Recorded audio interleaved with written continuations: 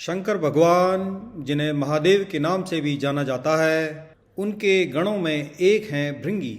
एक महान शिव भक्त के रूप में भृंगी जी का नाम अमर है। कहते हैं जहाँ शिव होंगे वहाँ गणेश, नंदी, श्रृंगी, भृंगी, वीरभद्र का वास स्वयं ही होता है। शिव शिवा के साथ उनके ये गण अवश्य चलते हैं। भृंगी जी की खास बात यह है कि उनके तीन पैर दिखाए जाते हैं। भृंगी जी के 3 पैर कैसे हुए, इसके पीछे एक कहानी है जो हमें बताती है कि उमा शंकर के बीच में कितना गहरा प्रेम था। उमा पार्वती, उमा शंकर वस्तुतः एक ही हैं। दरअसल भृंगी जी की एक अनुचित जिद की वजह से सदाशिव और जगदम्बा को अर्धनारीश्वर का रूप धारण करना पड़ा। भृंगी जी एक महान शिव भक्त थे। सदाशिव के चरणों में उनकी अत्यधिक प्रीति थी। शिवस्य चरणम केवलम के भाव में हमेशा रहते थे। वे बिल्कुल यह स्वीकार करना ही नहीं के लिए तैयार थे कि शिव और पार्वती में कोई भेद नहीं है। एक बार सदाशिव के परम भक्त श्रृंगी ऋषि कैलाश पर अपने आराध्य की परिक्रमा करने पहुंचे। सदैव की तरह महादेव के बाई जांग पर आदि शक्ति जगदम्बा विराजमान थी। महादेव समाधि में थे और जगदम्बा चैतन्य थी। पार्वती जी के नेत्र खुले हुए थे। भृंगी जी तो आए थे शिव जी की परिक्रमा करने के लिए। शिव जी को ध्यानमग्न में देखकर शिव प्रेम में भृंगी मतवाले हो रहे थे। वह सिर्फ शिव जी की ही परिक्रमा करना चाहते थे। पार्वती जी तो शिव जी के वामांग में विराजमान थी। भृंगी जी ने अपना उतावलापन रोक नहीं पाए। साहस इतना बढ़ गया कि उन्होंने पार्वती जी से अनुरोध किया कि वे शिवजी से अलग होकर बैठ जाएं ताकि वे शिवजी की परिक्रमा कर सकें।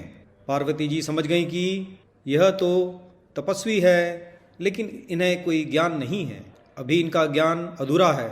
इसीलिए उन्होंने भृंगी जी की बात को अनसुना कर दिया। भृंगी जी पूरे हट में थे, कुछ भी सुनने समझने के लिए तैयार नहीं थे। फिर से पार्वती जी ने कहा कि आप कुछ देर के लिए हट जाएं, मैं परिक्रमा कर लूँगा। जगदम्बा महादेव की शक्ति हैं, वह सदाशिव से अलग होने के लिए बिल्कुल तैयार नहीं थी। माता ने भृंगी को कई तरह से समझाया, प्रकृति और पुरुष के संबंधों की व्याख्या की, वेदों का उदाहरण दिया, परंतु भृंगी बिल्कुल हट में वहीं पर बैठे रहे। हट में मनुष्य की बुद्धि आधी हो जाती है। माता द्वारा दिए गए ज्ञान उपदेश उनके विवेक में नहीं उतर रहे थे। उनकी बुद्धि सृष्टि के इस रहस्य को समझने के लिए तैयार ही नहीं हुई। उन्होंने सिर्फ शिव जी की परिक्रमा करने की ठान ली थी। माता ने सोचा इस अज्ञानी को कुछ भी समझाने का लाभ नहीं है, इसे अनदेखा ही कर देना चाहिए। माता शिव जी से अलग नहीं हुई। भृंगी जी ने भी हट ही पाल रखा था। अपने मन की करने के लिए उन्होंने एक योजना बना ली। भृंगी जी ने एक सर्प का रूप धारण किया और शिव जी की परिक्रमा करने लगे। सरकते हुए जब वह जगदम्बा और महादेव के बीच से निकलने का यत्न करने लगे, उनकी इस धृष्टता का परिणाम हुआ कि शिव जी की समाधि भंग हो गई। उन्हें समझ लिया भृंगी जी जगदम्बा को मेरे वाम अंग पर देखकर विचलित है, वह दोनों में भेद कर रहा है।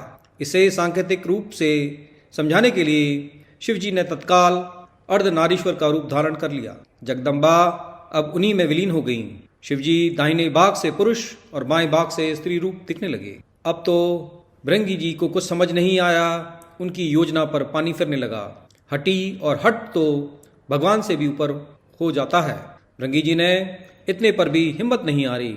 उन्हें तो बस शिवजी की ही परिक्रमा करनी थी। अपनी जिद पूरी करने के लिए उन्होंने एक और प्रयास किया।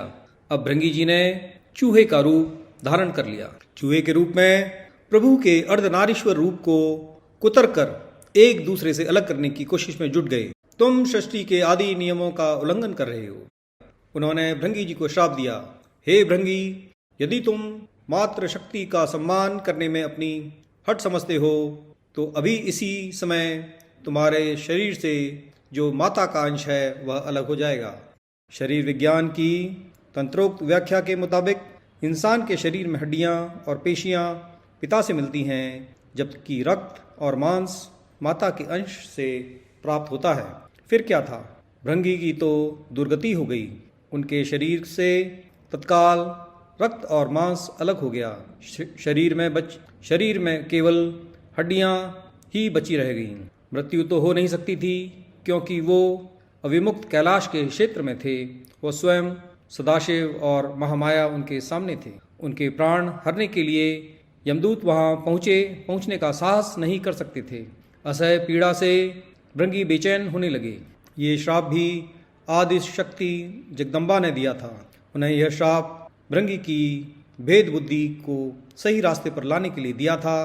इसीलिए महादेव भी बीच में नहीं पड़े।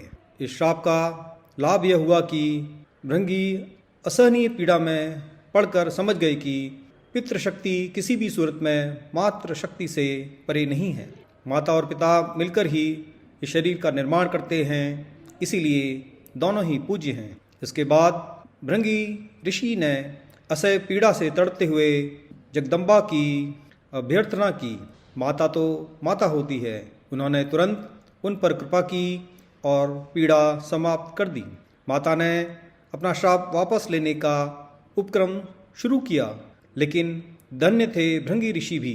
उन्होंने माता को श्राप वापस लेने से रोक दिया। भृंगी ने कहा, माता, मेरी पीड़ा दूर करके आपने मुझ पर बहुत बड़ी कृपा की है, परंतु मुझे इसी स्वरूप में रहने दीजिए। मेरा यह स्वरूप संसार के लिए एक उदाहरण होगा। इस सृष्टि में फिर से कोई मेरी तरह भ्रम में शिकार होकर माता और पिता को एक दूसरे से अलग करने की भूल नहीं करेगा। मैंने इतना बड़ा अपराध किया है, फिर भी आपने मेरे ऊपर अनुग्रह किया है। अब मैं एक जीवांत उदाहरण बनकर सदैव आपके आसपास ही रहूँगा। भक्त की यह बात सुनकर महादेव और जगदम्बा दोनों पुलकित होकर उठे। अर्धनारीश्वर स्वरूप धारण किए हुए माँ जगदम्बा और पिता महादेव ने तुरंत भृंगी को अपने गणों में प्रमुख स्थान दिया। भृंगी चलने फिरने में समर्थ हो सकें, इसलिए उन्हें एक तीसरा पैर भी दिया गया। तीसरे पैर से वह अपने भार को संभालकर शिव पार्वती के साथ चलते हैं। आदि नारीश्वर भगवान ने कहा, हे भृंगी, तुम सदा हमारे साथ रहोगे। तुम्हारी उपस्थिति इस जगत को संदेश होगी कि हर जीव में जितना अंश पुरुष का है, उतना अंश ही नारी का है। नारी और पुरुष में भेद करने वाले की गति तुम्हारे जैसे ही हो जाती है। पुरुष और स्त्री मिलकर संसार को आगे बढ़ाएं। दोनों बराबर अंश के योगी हैं। यही सिद्ध करने को मैंने अर्धनारीश्वर रूप धारण किया था। स्त्री पुरुष दोनों का अपना अपना स्थान है, अपना अपना अस्तित्व है। इसे निकारने वाले को शिव शिवा दोनों में से किसी की भी कृपा प्राप्त नहीं होगी। वह जीव मृत्युलोक में सदा शिव शिवा की कृपा के लिए तरसता रहेगा। भृंगी को वो पद प्राप्त हुआ जिसे हासिल करने के लिए इंद्रादि बड़े बड़े देवता भी ललायित रहते थे। संसार को मैथुनी सृष्टि की व्यवस्था शिवजी ने दी है। इसके लिए उन्होंने सबसे पहले ब्रह्मा को अपना अर्धनारीश्वर रूप दिखाया था। उसे देखकर ही ब्रह्मा ने नारी की कल्पना की थी। नारी और पुरुष के संयोग से सृष्टि रचना की व्यवस्था बनाई थी, अर्थात नर नारी मिलकर सूक्ष्म ब्रह्म की तरह सृष्टिकर्ता हो जाएं। यह थी छोटी सी कहानी भृंगी ऋषि की, जिसे अभी हमने बादामी की गुफा में, जो कि 5वीं शताब्दी के आसपास बनाई गई थी, सैंडस्टोन की यह गुफा है, उसमें हमने शंकर भगवान के साथ भृंगी ऋषि और देवी पार्वती और महादेव शंकर भगवान को हमने देखा। आपको भृंगी जी की कहानी कैसी लगी, आप टिप्पणी में बताएंगे तो हमें बड़ी खुशी होगी। अगर इस कहानी में कहीं पर कोई त्रुटि गलती अगर मिलती है तो हमें बड़ी खुशी होगी अगर आप हमें इसके बारे में अवगत कराएंगे। यह छोटा सा वीडियो देखने के लिए बहुत बहुत धन्यवाद।